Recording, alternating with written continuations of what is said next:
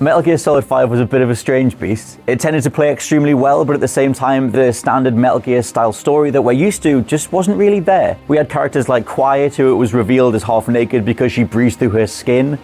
Of course, guys like Skullface, who just turned up and didn't really do anything other than just sort of be there, and we took him out. We didn't feel anything. It's not like he was another Revolver Ocelot or another Liquid Snake or anyone really. He's just sort of there. Releasing amidst tumultuous times, original series creator Hideo Kojima had to unite his team under one vision for the sake of completing the most expensive and experimental installment yet, one that was inevitably hampered by parent company Konami falling apart all around him. It resulted in a game that's easily the best playing Metal Gear by quite a considerable margin, but one that takes a number of creative risks with plot and character elements that ultimately just don't pay off. Some aspects we'll get into were just plain unfinished, with pivotal scenes showed in trailers that the team literally ran out of time pulling together. The Phantom Pain is still one of the greatest games of all time, one of my personal favorites, and an entry that I rank as the third greatest in the entire Metal Gear canon, but there are many things that should have gone another way. I'm Scott from WhatCulture.com, and these are 10 ways that Hideo Kojima should have made Metal Gear Solid 5 The Phantom Pain.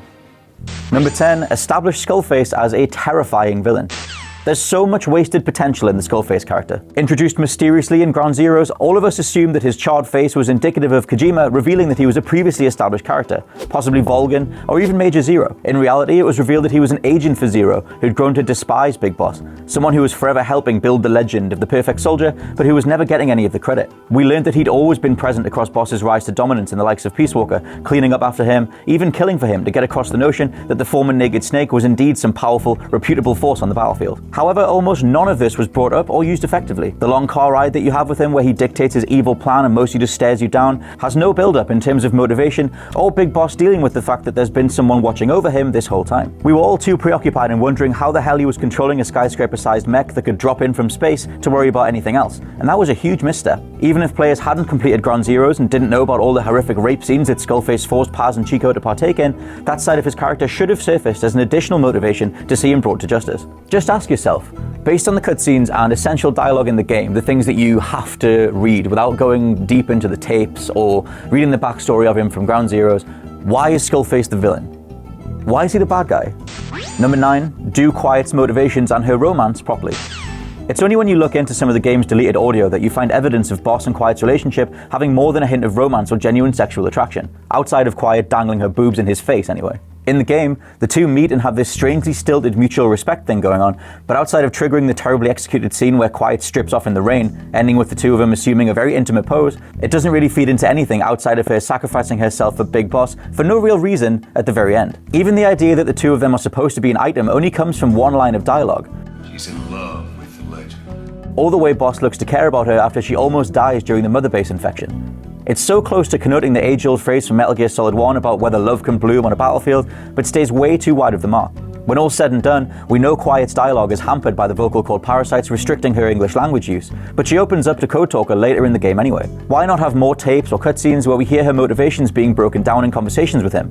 Why not genuinely get a sense of how she struggles to decide whether or not what she's doing is right? It would certainly have been more palatable than Code Talker rambling on and on about the minutiae of his research for hours on end. Number 8, explain the Man on Fire effectively. It's a little bit strange that we're kind of okay with a guy being made of hornets helping the Allies win World War II, but a guy throwing fireballs from his fingertips is like too much. But Metal Gear. Whilst the pain can mostly be hand-waved away as a parasitic infection rewiring his biological makeup, the Man on Fire's explanation is that he's actually Colonel Volgan from Metal Gear Solid 3, who was so f***ing annoyed when he lost to Naked Snake that his passion fused with Psycho Mantis' latent power and formed an entity of pure fury. I mean, okay, but you need a little bit more than that. But even if you go with that, which is explained in cassette tapes not by Volgan himself, it's a stretch at best. Metal Gear Solid always had some sort of science-y explanation for its madness, even if that boiled down to nanomachines. Honestly, considering we're told the piece of shrapnel in Venom's head will cause hallucinations, I fully expected a rerun of the Man on Fire scenes, or anything ridiculous like the flying, flaming Moby Dick to get played back Fight Club style, where we'd get to see what was really happening. Instead, we just have to buy this origin story, and everything else that comes with it, which even if you can, leads to a terrible final confrontation where the Man on Fire is dealt with in a quick battle, and then a short cutscene, all without Snake remarking on any of it. A little, what the hell, goes a long way. Number 7, lose the near-mute Snake. So let's get on to one of the biggest creative changes that'll never sit right with fans, losing David Hayter as the voice of Snake. It's not that Kiefer Sutherland does a bad job. In fact, if you scour the unused voice files, he actually had a ton more to say. but rather that Kojima wanted to tell a different kind of story than what we're used to. To that end, Hayter wasn't even considered for the role he'd had for almost 2 decades, which we later found out has led to some bad blood between him and Kojima, and for good reason, as Venom's role in the story was essentially to play out as a soulless clone of Big Boss himself. It works better in retrospect once you know the full picture, but it's still jarring when you're 1, used to Big Boss being a world-weary soldier with plenty to say, and 2, expecting basic communication between him and whoever else is in the room. Honestly, that opening exchange with him and Miller, you've just rescued the guy as like your best friend, and you're hanging out in the helicopter, Miller says everything. It's just weird. Like, I know that they want to create this whole thing where Snake's this like silent badass, but you can't do it with a character that's already been steeped in culture. He is one of gaming's most well-known, most verbose characters, and then just make him a mute. It works after the endgame plot twist, which I'll get to, but at the same time, it just, in the moment, the first time you played through it, you're just like, why isn't he talking? Why isn't he just saying something to someone at some point? You know, it's weird. This version of Venom is more just a cog in the story than a real character, which yes, is almost the point, but for every time there's a pronounced pause as characters continue to keep talking and Boss refrains from speaking or even really emoting, it just feels weird, to say the least. Number 6, show the downfall of Big Boss. In the run-up to release, we repeatedly saw images of Boss in a spiraling mental state, be it kneeling in a village following some harrowing event as he screamed in agony or distress, covering his face in the ashes of his fallen comrades, or even being completely soaked in blood, yet not really seeming to care. Trailers talked about how this game would be the missing link between the hero Big Boss we knew from Snake Eater and Peace Walker and the megalomaniacal warlord we'd kill in the original Metal Gear on the MSX. Thus, fans expected to see something that would trigger this supposed downfall, but it never materialized. The scene in the village was removed, and although the Ash scene comes after the infection at Mother Base, it doesn't seem to affect Boss whatsoever afterwards. The overly serious speech he gives about his soldiers' deaths feels completely out of place, and by the end of the game, the reveal that the real Big Boss was never affected by these actions in the first place means we have nothing to connect the dots as to why either of them ended up changing so much. Fans have argued that the real fall comes in Peace Walker as Big Boss establishes Mother Base as a nuclear superpower, but that's not what was advertised, and that's not what we got here. Number 5, what happened to Ocelot? Now personally, I didn't have a huge problem with Ocelot changing tact and ostensibly being a far nicer, more approachable and less conniving presence than the other games. I chalked it up to him forever switching sides, playing multiple people off against each other at once. You know, going off the whole final credits, epilogue conversation that reveals his true intentions switcheroo. The real Big Boss is working separately from us to create his new nation. New nation? However, I assumed there was going to be some big twist later in the game that would once again shatter his allegiances, but the version we got was just a helper character. Nothing more, nothing less. In an interview with Metal Gear Informer, voice actor Troy Baker opened up about this, saying Kojima would get very stern-faced in the recording booth if Baker slipped into any persona reminiscent of the older Ocelot performances from Patrick Zimmerman or Josh Keaton. Why, when you've got Miller already on hand and set up as a helper, wasn't he the more easygoing guy? This would have left Ocelot as a financial benefactor who was necessary to running Mother Base, but who nobody really trusted. Way more in line with how we think of Ocelot. At some point, you have to draw a line under it all as a writer and determine if you're venturing so far away from a given character that it isn't really that personality anymore. Number 4, modifiers when replaying missions.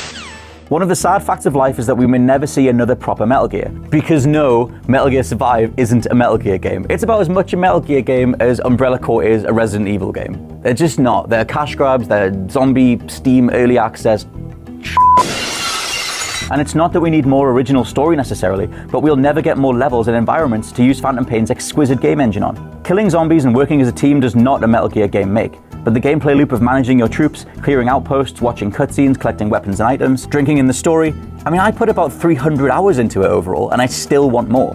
And the kicker is, they already hinted it away to give it to us. Optional modifiers pop up towards the end of the game, where suddenly, just like Peace Walker, you're forced to replay levels with different parameters attached, such as taking more damage, or my favorite, the subsistence variant. This forced you to procure all items and weapons on site, really showing off just how elegant and effective the stealth in Metal Gear 5 truly is. It gave the 2 or 3 missions you could play in this mode a whole new feel and lease of life, and it's something that should have been made available for the entire game. Yes, you can strip down Snake's equipment and send him in with almost nothing, but you'll still have a few items, and it just doesn't have the same effect. We should have had a bank of modifiers available on game's end, just for the sake of providing an excuse to rerun these already spectacular levels with a new challenge. Number 3, make the battle gear playable. This one just reeks of Phantom Pain being kicked out the door unfinished, as midway through the story you'll get a cutscene where Huey Emmerich remarks that he can actually build you a new Metal Gear, a custom one, just for you. The scene finishes with him saying to keep checking back across your runtime, the assumption being that it'll be available eventually. Instead, this was another thing that was cut, as voice files from Ocelot dictate him describing the mech's abilities to Boss in what would have been a tutorial. The battle gear is an armored weapon developed to take on hostile bipedal weapon systems. You can alter its maneuverability by changing its posture. In travel mode, it's as nimble as a horse. Whereas in fire mode, you can move while keeping an eye on the area in front of you. It's armed with a railgun and a heavy machine gun. It's not that we needed another buddy alongside the 4 that we got, but having a cutscene that includes dialogue saying, "This thing will be ready soon," only for it to be resigned to a prop in your base and a menu prompt is just confusing. Where's my Metal Gear? Number 2, tie up Eli/Liquid Snake's arc.